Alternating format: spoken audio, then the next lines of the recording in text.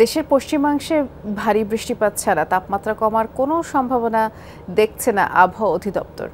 আগামী মাসের শুরুর দিকে সিলেট এবং চট্টগ্রামে সামান্য বৃষ্টিপাতের পূর্বাভাস থাকলেও তাতে সার্বিক অবস্থার পরিবর্তন হবে না।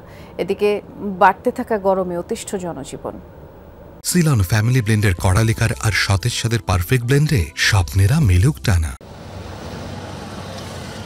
সূর্যের আলো ফোটার সাথে সাথেই শুরু হয় গরমের তীব্রতা। দুপুর নাগাদ এই তাপমাত্রা গিয়ে ঠেকে 40 ছুঁই।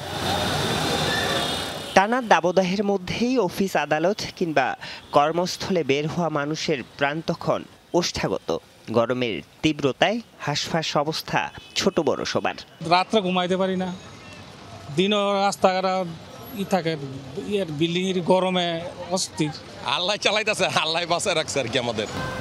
তীব্র গরমে সবচেয়ে বেশি অস্বস্তিতে শ্রমজীবী মানুষেরা। তারপরেও জীবন জীবিকার তাগিদে ছুটতে হচ্ছে তাদের। ভাড়া তো কমেই, এতক্ষণে মারি 500 এতক্ষণে মনে হয় মারছি 300-400 মতো। অতিরিক্ত গরম, হ্যাঁ, তাই 40-42 তামা তাপ মাত্র। গরমে আমরা সহ্য করতেছি না। বৈশাখের দাবদাহে রাজধানীবাসী দিনভর একদণ্ড শান্তি খুঁজছেন শরবতের গ্লাসে কিংবা পানির বোতলে। পানি খাইতে 3-4 লিটার পানি খাইতে লাগে। পানি হলে কেন এখন সব মানুষের জীবনের আরামে অস্থির অবস্থা। ফ্যান এসিতে মনে হয় কাজ হয় না, এসিতে ঢুকলে তো ঠান্ডা লাগে, বের হইলে আবার অসুবিধা। তীব্র দাবদাহে এর মধ্যে আগামী 3 দিনের জন্য আবারও হিট অ্যালার্ট জারি করেছে আবহাওয়া অধিদপ্তর।